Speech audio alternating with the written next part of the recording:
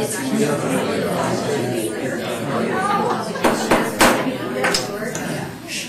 to the meeting. Please join me in the Pledge of Allegiance. I pledge allegiance to the flag of the United States of America and to the republic for which it stands, one nation, under God, indivisible, with liberty and justice for all. Okay. Opening and setting of agenda. Are there any changes to the agenda? Actually, with this new system, we're able to put the changes in as they come, so Okay. there aren't any. Good. Then I will entertain a motion to set the agenda. So moved. Second. All in favor, say aye. Aye. Audience participation for agenda items. Does anyone in the audience wish to speak on an agenda item? All right. If not, we'll ask again at the end. Consent agenda. We have a couple of items I'd like to call your attention to.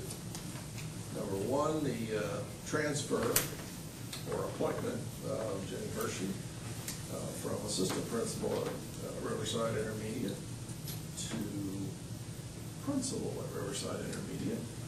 Also, I'd like to call your attention to the music trip to Orlando, Florida, and they've gone on several of these trips. I took the presumption that you didn't need to hear another No, actually, I've witnessed it firsthand, and I know what a tight ship you're in. All right, so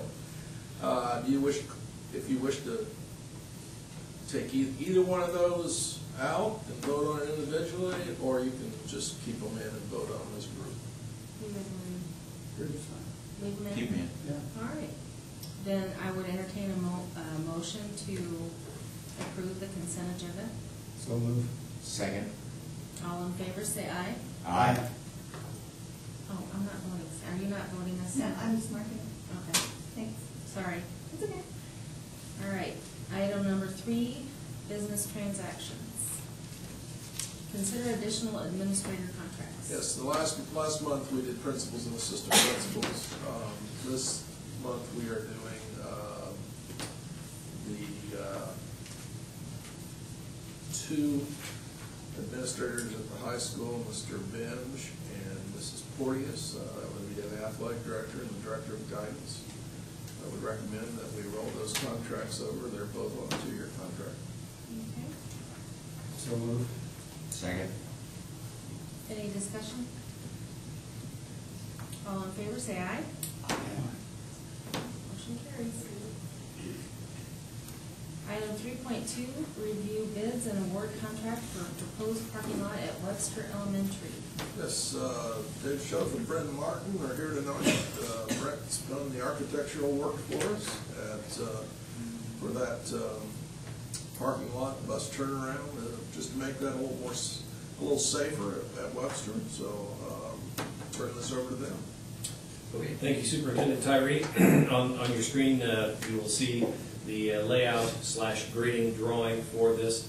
The bus turnaround area, as the superintendent has indicated, is to pull some of that traffic away from the Oak Hill Avenue intersection on Michigan and down to Lenmore Lane.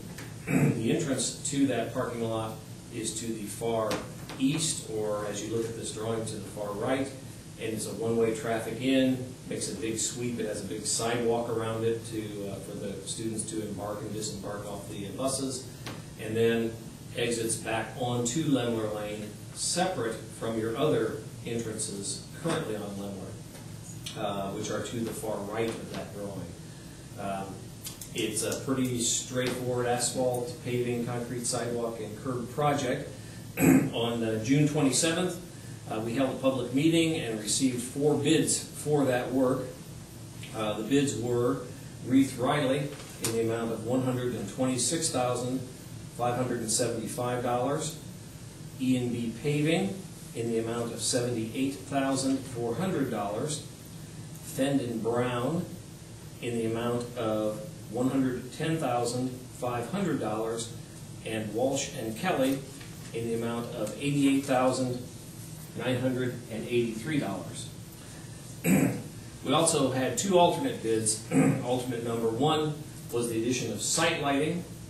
Those bids ranged from a low of $9,800 to a high of $11,360.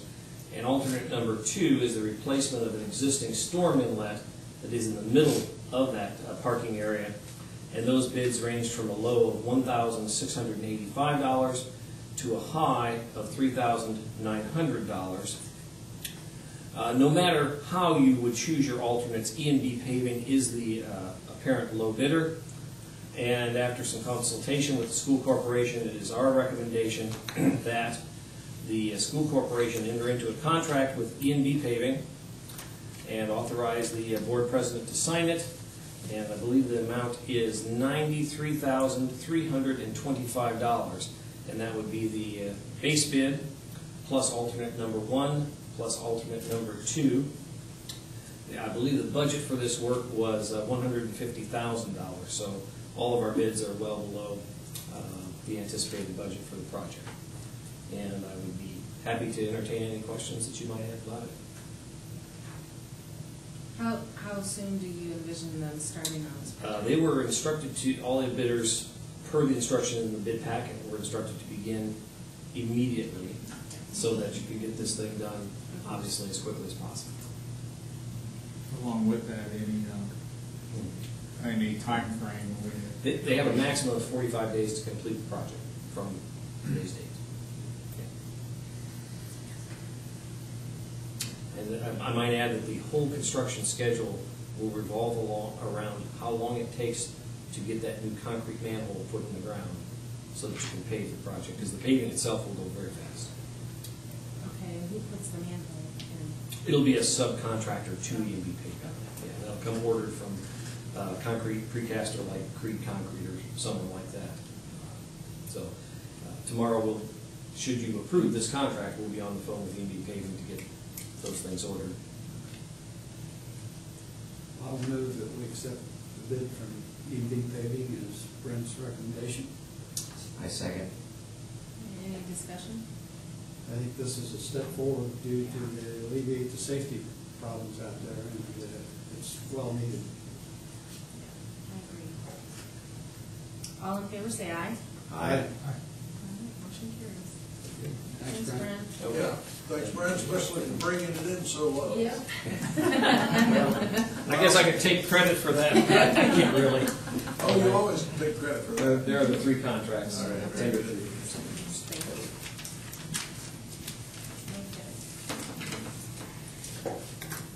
Item 3.3, consider selection of newspaper for legal advertising.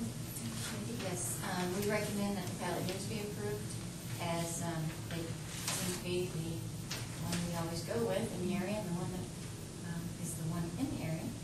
And just recommend for the 2012-13 school year, we use the ballot news. I have a motion. Frank, no? So moved. Frank moved. You want a second? I'll second. I didn't hear him. All right, any discussion?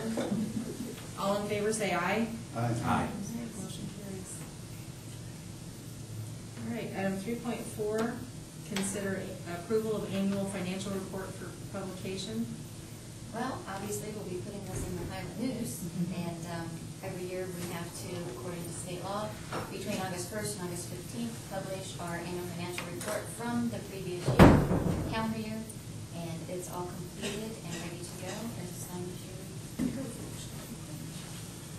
All right, I would entertain a motion to approve the annual financial report. So moved. Second, Any discussion? just make sure we get the correct dates now. Oh, that's not the budget. Okay. I think we're good. Yeah, we're good on this. All in favor, say aye. Aye. All right, motion carries. You know, Mrs. Christensen, I neglected to give the principals an opportunity to introduce their new teachers. I We were apologize. rushing. Since we've Let's gone go to back. that consent agenda, it throws me off a little bit, but if we have the principals, please introduce our new staff Yes, members. please. Does anyone else have any? Who have you go first? Yes, about an hour ago, I called Megan Walensky. I'm offering her a 6th grade advanced math position. Very good. All right. Welcome. Congratulations. Welcome. Well. Grad. Yay. Thank you. And we have, Webster, we have 2 people. We have Megan Cunningham. She's a Northridge graduate. She will be our special education interventionist for Deb Wise's retirement. So we're really pleased to have her. I have several teachers that were here on our interview committee, so that was a lot of people participating in that, so I appreciate them also being here. So Megan's Northridge graduate, went to IOC. So we also have Jillian Piper, and she lives in Grovertown. She started Knox now, and she's no longer Jillian Piper. She's now Jillian Marsh. So recently married another teacher, and she'll be going on her honeymoon, actually leaving tonight. Waiting for the board meeting. So she started at Ball State, and then finished also at IUSB.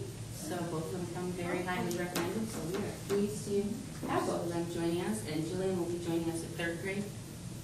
So. Awesome. That's great. Thanks for coming tonight. Anyone else? And I presume we have a lot of Riverside teachers here to support Mrs. Hershey. I'd like to thank all the teachers who came to support, and the new teachers, welcome. It's a great profession. And you're welcome to leave unless you'd like to stay for the rest of the meeting.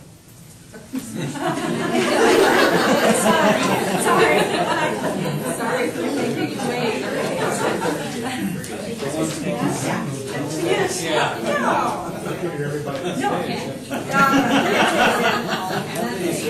We're going back to work.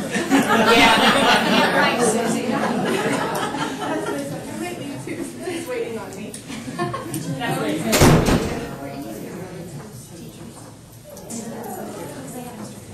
Okay. Item 3.5, report on career pathways. It's a huge family. Generally, people leave after I start speaking. We should have kept the big audience. All right. Mr. Terry's offered me the opportunity to walk you through the new Indiana College and Career Pathways that will be, I say new, they've been working on them for a long time. Process began in 2009-2010 school year when they started proposing different pathways. The Department of Education is hoping to have them fully implemented by the 13-14 school year. So, getting ready to head there. So I just wanted to walk you through what they are, what they should do for our kids, and then also where we currently stand. This is an evolving project for both the Department of Education and for Plymouth High School and all the area high schools. So just kind of want to walk you through it.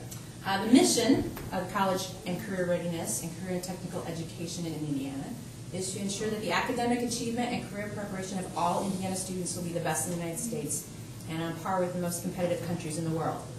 I did not write that, the Department of Education did. And recently I had the benefit of being able to be at a conference with one of the men who put some of these things together. So I'm kind of trying to share his expertise with you as well. And I'm not sure what to do.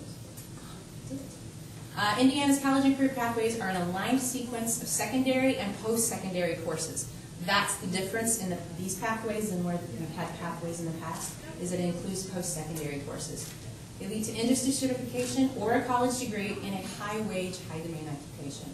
So when they put these pathways together, they worked with industry in Indiana, and they looked at the careers that were there that were high-wage and high-demand, and that's how they decided where to start. It is an evolving project. The Department of Education is hoping that they will continuously add more pathways. Eventually, they would like to see every student on a pathway that leads to college and career. But for right now, we have just a few that we're working on. Kind of, if I were to sum it up very simply for you, is that a student who is on a college and career pathway, all of our students come into 9th grade with a 4-year plan that we help them put together.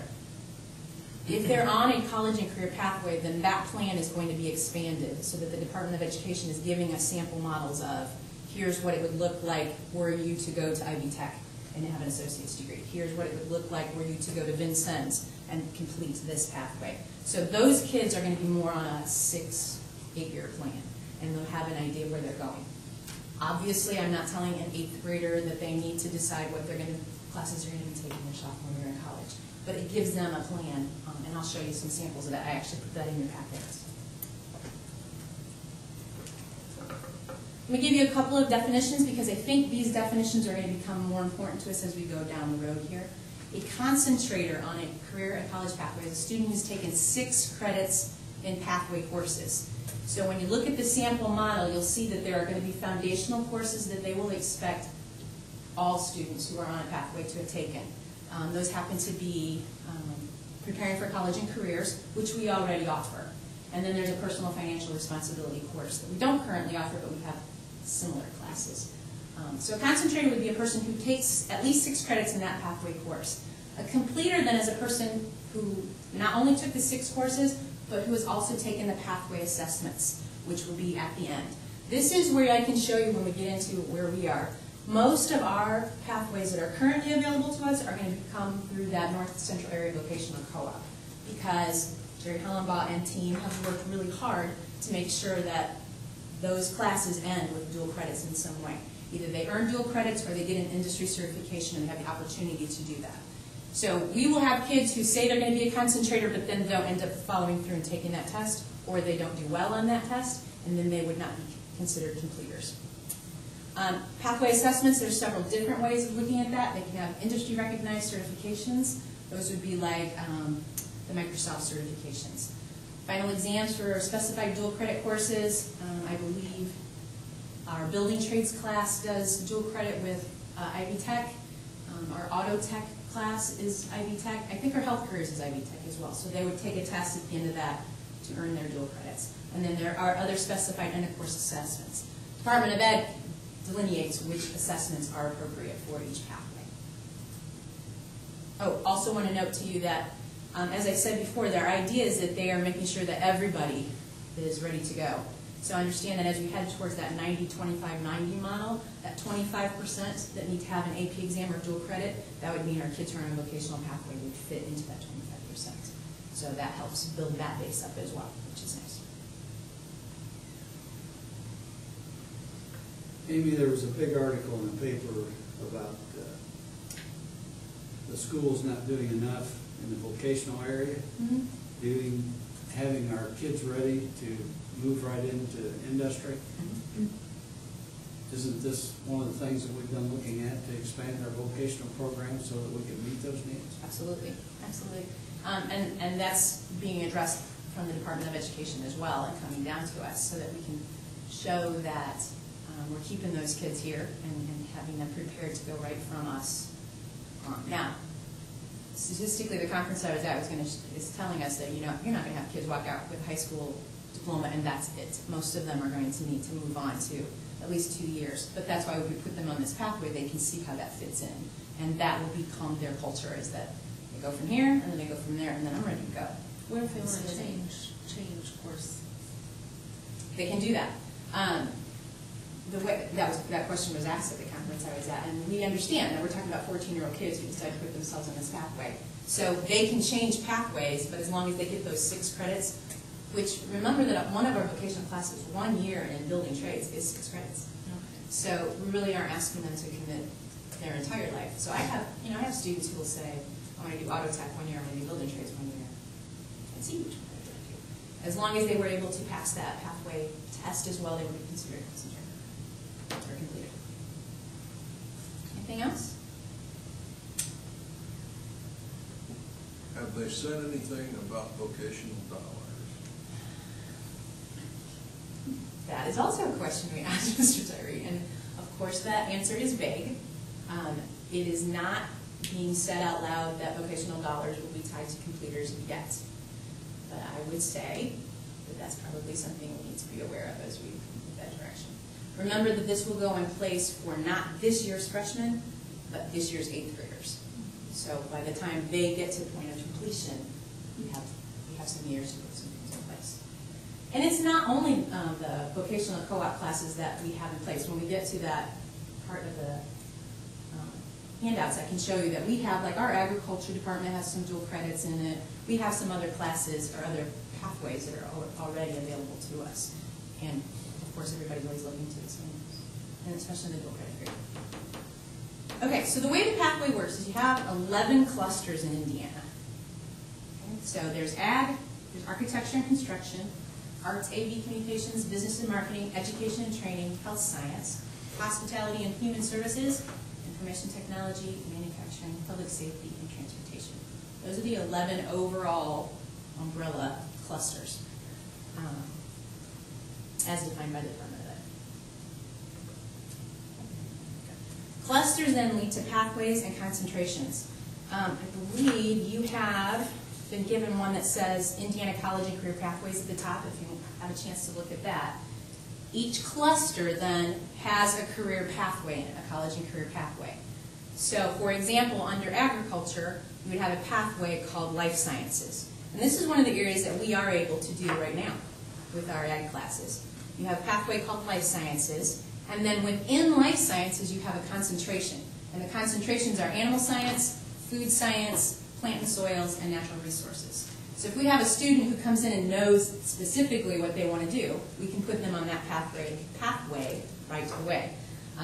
We can, at Plymouth, we're able to do the animal science concentration and the food science concentration. We already do dual credits in both those areas with Purdue. So if a student came in, they took the Preparing for College and Careers class, they took regular animal science, intro to animal science, and then they take the advanced life science and get the dual credits. They'll have their 6 credits, they'll have their dual credit, they'll be considered a completer in that pathway. So you have clusters, you have pathways, you have concentrations.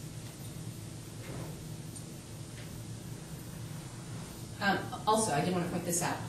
The person that I listened to, his name was Davis Moore, and he was great. He explained this a lot more clearly. I felt much better when I came out of this, that we were able to comply with these things. He wants to point out that all of these pathways are models from the state.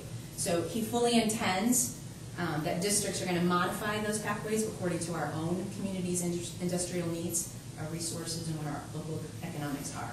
So, for example, they consider the personal finance class a foundational course. So any pathway they give us is going to have that as a foundational course. However, we teach adult roles and responsibilities. It fits. So we can modify based on what we already have on staff and what we're capable of doing. Is that with state approval or? Yeah. Yes. Sort of? Yes. I don't have to submit all those things to the state. It's not that I have to send an audit, but we would need to be able to show why we were calling these students completers. You don't have to necessarily hand it all in like you want some other things. Let's see. What else do I want to show you? So you then also have a list, and it's kind of extensive, of the Plymouth High School College and Career Pathways. So you can see that right now we are capable of the agriculture life science pathway. We have construction trades through the vocational co-op. We can do the radio TV concentration in the arts and AV. We can also do the visual communication if the students choose to go to Knox for that graphic imaging technology class. Don't have anything in business and marketing right now. That would probably be an area that we would need to look at soon rather than later. And we can do education and training with the early childhood education. We have great health science. We have great health science classes, both nursing and healthcare specialties. We can do human services cosmetology. Through our Microsoft classes, we can look at the PC networking and support. With our Project Lead the Way classes, we fit nicely into the concentration, or the pathway in engineering, and some welding has been added, so we can put that in there. We have criminal justice under the public safety cluster, and then automotive technology and transportation. So you can see that we're already headed the right direction in all of these clusters. So I would anticipate that we will want to grow that, but I felt much better after this presentation that we were already headed the right way. Does anybody have questions on those classes in particular?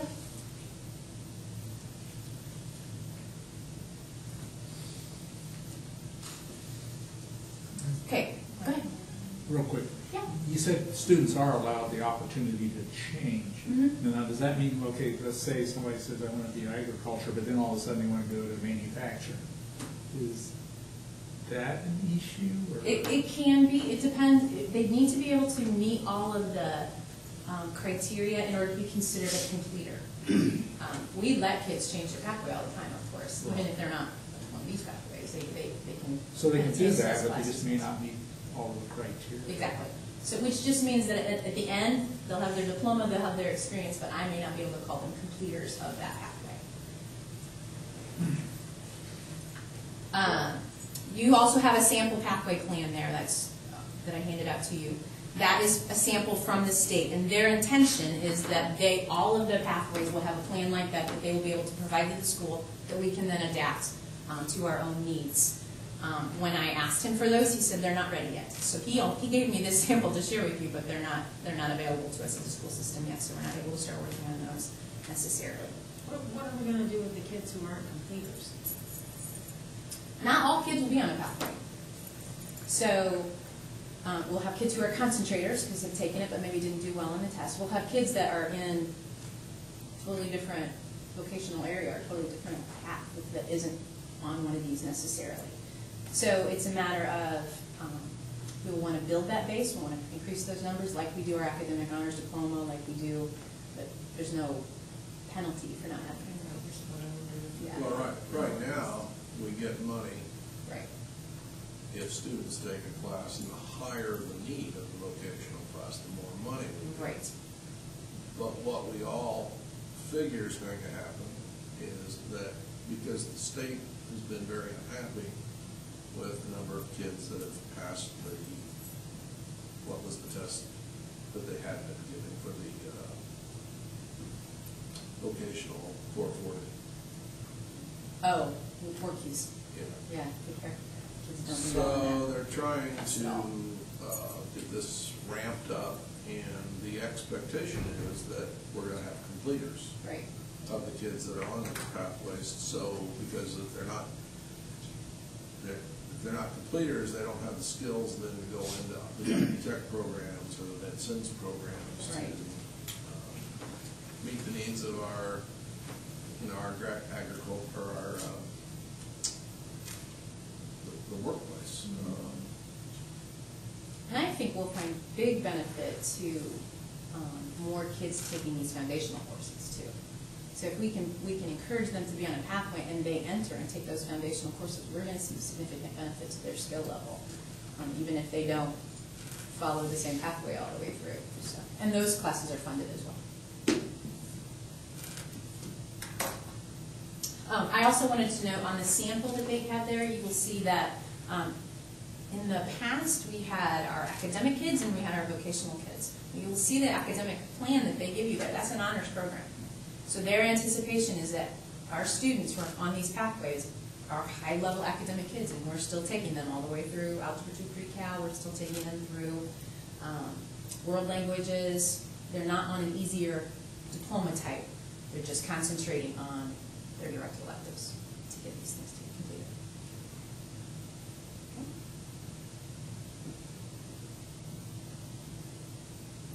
The other thing that I want to point out is that, we as a school system get funded for how many students have completed Core 40 with academic honors. We will also then have equal funding for those students who complete with a technical honors diploma. Right now, they're in the process of changing what that technical honors looks like, and you have a handout on what the new graduation type looks like as well. Looks like this. There are some changes in that. You will note that under technical honors now, they need to earn 6 credits in the college and career preparation courses in a state-approved college and career pathway, and one of the following, which is the tests. So in order to earn a technical honors diploma, they will need to be completers. Okay. Currently, and Jerry's been working really hard on this to get more dual credits. We don't have a lot of kids who earn the technical honors diploma because the dual credit portion of it is difficult. This year I had 2, last year I had 1, and the year before I had 1. Now, I'll tell you all 4 of those kids also got academic honors. So, they were definitely where they need to be. This will make it, we will have more students complete technical honors with this change in the way it looks there. They've also, besides the work keys, you can see at the bottom there, they're also allowed to take the AccuPlacer or the compass instead. We are in conversation with Ivy Tech about some early college options, and they are also interested in helping us provide either the compass or the AccuPlacer for our students. So it'll be easier for kids to take that as well. So I anticipate that our number of technical honor students will go up based on the changes that have been made. But again, this year's 8th graders are the ones that we're still on the old path until.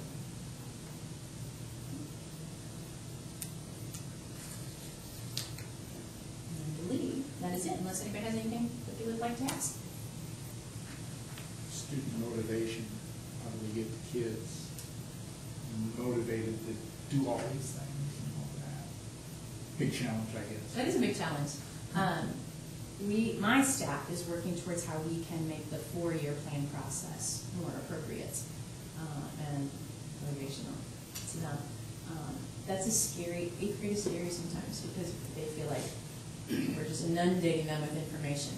So we're working towards how we can make that maybe a smaller step process so that they feel like they know.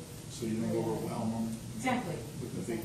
Right, but that our culture changes that after high school is college. And so this is a way to help you get to where you need to be. I also feel like after this conference, one of the things that my staff we're going to try and do is go down to younger and start encouraging post-secondary thoughts at a younger age. Not overwhelming them. I have had parents tell me I made their kid cry. It's decisions. Well, I appreciate the fact that the kids and the parents have choices. Yeah. I think that's important. Yeah. Yeah, I think our vocational classes are good. Our kids get a lot out of them. And honestly, I tell kids, you try it. If you think you want to be a nurse, then let's do the health careers. And I'll have kids who after a year say, I can't do that. Well, that's good that you found that out now, right? Exactly. So those are great programs. And it has been helpful that some of those classes have moved to Plymouth. So for our students, that helps the travel is not a factor. Anything else? Any other questions for you? Thank you. Thank you very much. Appreciate it. Sure. Oh, Carol. No, it's not necessarily that need, but thank you.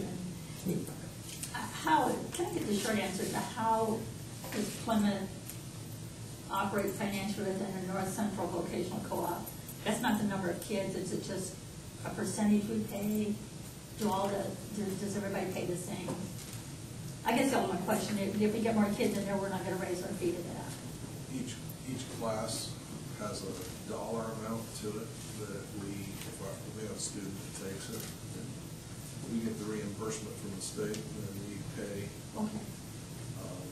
the vocational co-op. So there's a rating of what it basically was the cost to operate the program, and then that number dictates it. Right now we have, there's an ebb and flow of every what I call vocational class, and right now building trades has been down, but healthcare's been up. So healthcare actually pays building trades way, but there'll come a day when building trade, well, I'll give you an example. Last year, Microsoft certification was way down, and this year it's way up. So it's just a change in what kids go through.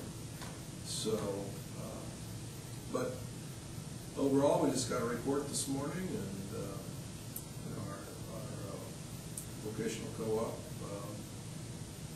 financially was in good shape this year for the first time in a long time. So I think we're heading in the right direction. Thank you. Okay, item 3.6, second reading acceptable use policy. So our executive technology committee met in April and made the decision that we needed to revamp our acceptable use policy because kids are taking devices home now, and our current policy didn't address all of the issues that come up when kids are taking computers home. So So we looked around and begged and borrowed and came up with the policy that's in front of you. Was reviewed by all 20-some people on that committee. Was reviewed in PEA, discussion with PEA, and then had a first reading with you. So we would ask that you move to approve this change. Any questions? I would entertain a motion. So moved. Second. Any discussion? All in favor, say aye. Aye. Motion carries. Okay. 3.7, consider permission to apply for grants. To me, with my recent title, I am the one who will be applying for grants, the majority of them in the Plymouth School Corporation. I have looked at the list that was provided from last year, made some changes, updated what we could with them along with Mr. Tyree, and I just asked for your permission to apply for these grants and any other grants that may come along the way that would benefit both our students and staff. Any questions for Michelle? I would entertain a motion. Second. Any discussion? All in favor, say aye. Aye. Motion carries. Okay, superintendent's remarks. Yeah. As we look at our core values, commitment to students, 25 of our teachers right this week are attending a 3-day-long training with the Buck Institute. 12 other staff members spent a week in Grand Rapids going to the New Tech Conference, and we just appreciate them spending their time in the summer, being better prepared to work with students when school starts. Caring, I'm not going to say a lot, just say that as a community, as a school community, we lost 2 students. Send our condolences out to the families of those students, and I think it's always difficult for a school community to deal with that, but not nearly as hard as it is for the parents. So, high expectations. Plymouth Schools will be hosting 160 people from around the state for the EQUIP conference. This conference is sponsored by Dan Funston and Janice Curtis, who $15,000 grant from the state. The conference deals with leveraging technology in the classroom. The keynote speaker, and you probably can't attend the whole conference, but at 8:30 the keynote speaker will be addressing the audience. And certainly invite you to attend as much as possible, but that would be a good one for you to see. What is that? 8:30 on August the 8th. And that is Brian Moll is the Director of Innovation from November Learning. That's Alan November's company. 4.4 team player. We're getting ready once more for the one-stop registration, and each year we refine this to make it better for our parents and students who go through it.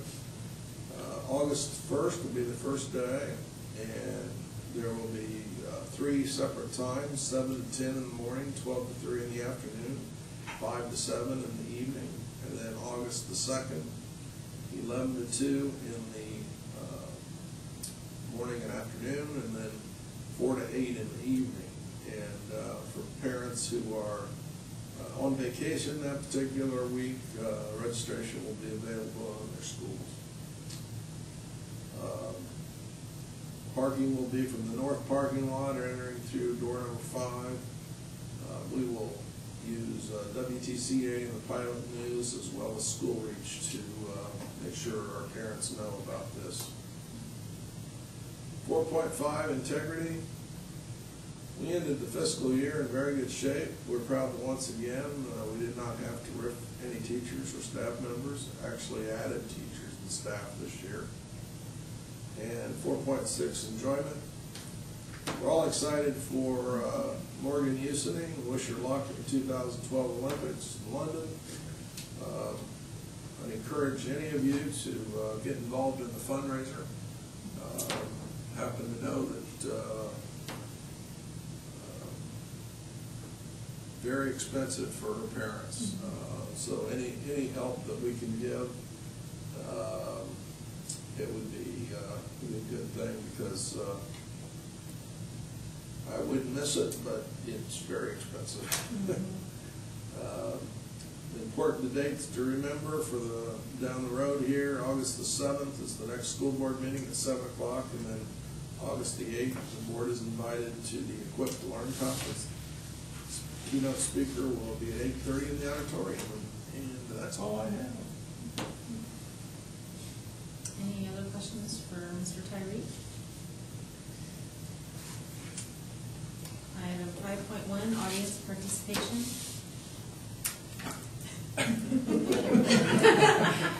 Do either of you have any questions? All right. I take that as a no. Item 6.1, adjournment. So moved. Second. All in favor, say aye. Aye.